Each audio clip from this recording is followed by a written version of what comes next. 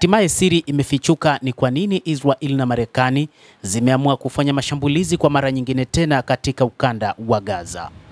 Moja kati ya sababu ambayo wameitoa ni kwamba wanapambana na wapiganaji wa Hamas waliopo katika maeneo hayo ambao wamedai wanaandaa mpango wa kuishambulia Israel.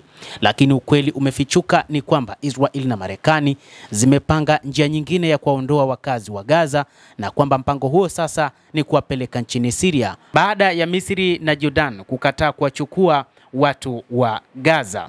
Lakini pia na hata mataifa ya Afrika Mashariki ambayo Marekani ilipanga kuyaleta ni mataifa ambayo hayako vizuri kwa ajili ya usalama zaidi.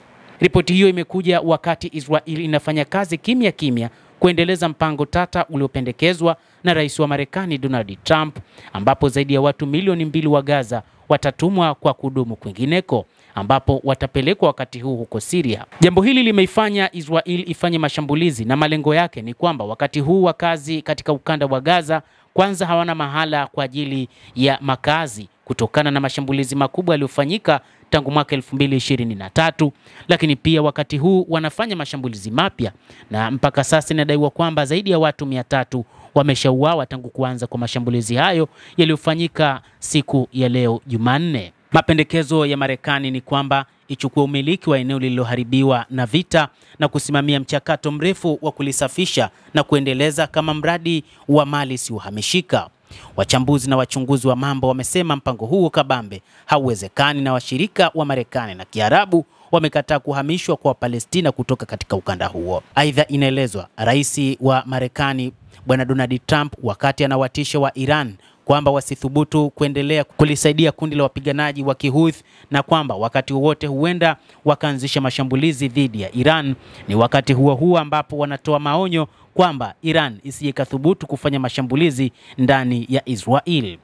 Chanzo kimoja kimesema kuwa ikulu ya Marekani ilifikia serikali mpya ya Syria kupitia upande wa tatu, na chanzo kingine kutoka eneo hilo kiliambia shirika la habari la CBS News kwamba Damascus imefikiwa na wazo hilo, na mpango sasa ni kuhakikisha Wapalestina wanaoishi katika ukanda wa Gaza wanaenda kuishi katika eneo hilo la Syria, na kwamba mpango wowote ambao utafanywa na Iran utaharibiwa. Ofisi ya Waziri Mkuu ilikataa kuzungumzia ripoti hiyo, lakini mpango kamili wa viongozi wa Israel wamekuwa wakisema mara kwa mara kwamba hawana imani na rais wa mpito wa Syria, kiongozi wa zamani wa wanajihadi Ahmed al-Sharaa, ambaye kundi lake la waasi la Hayat Tahrir al-Sham HTS liliongoza juhudi za kumpindua rais wa muda mrefu Bashar al-Assad mwezi Desemba.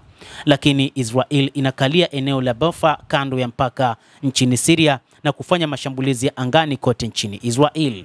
Kadhalika, wachambuzi wengine wanasema kwamba kuna uwezekano mkubwa wa kumuondoa madarakani al-Sharaa na kuweka utawala mwingine ambao utahakikisha wakazi wa Gaza wataenda kuishi katika eneo hilo. Kadhalika, kuna mpango mwingine wa ujenzi wa makazi katika eneo la Golan Heights, moja kati ya maeneo ya milima ambayo ipo chini ya Syria, lakini wakati huu inamilikiwa na Israel. Hata hivyo, mradi wa ujenzi wa nyumba hizo ni kwa ajili pia ya kuhakikisha Wapalestina wanaotoka katika ukanda wa Gaza wanaenda kuishi huko ikiwa Syria itashindikana pia.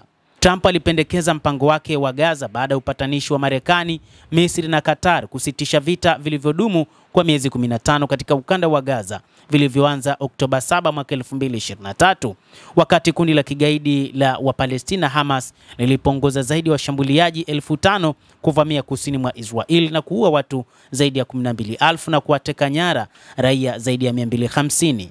Mtazamaji, endelea kutufuatilia nasi tutakujuza ni nini ambacho kinaendelea. Lakini fahamike kwamba Syria, mashambulizi mapya ya Israel katika ukanda wa Gaza ni juu ya kuhakikisha Wapalestina hao wanaoishi katika ukanda huo wa Gaza wanaondoka mara moja. Na wakati huu nchi ambayo ni jirani kwao na ni karibu zaidi wakati huu ni nchi ya Syria. Kwa hivyo kuna uwezekano mkubwa wa Palestina wa ukanda wa Gaza wakapelekwa huko. Endelea kuwa nasi na usisahau kulike, kucomment na kusubscribe channel hii. Naitwa Adam Hussein.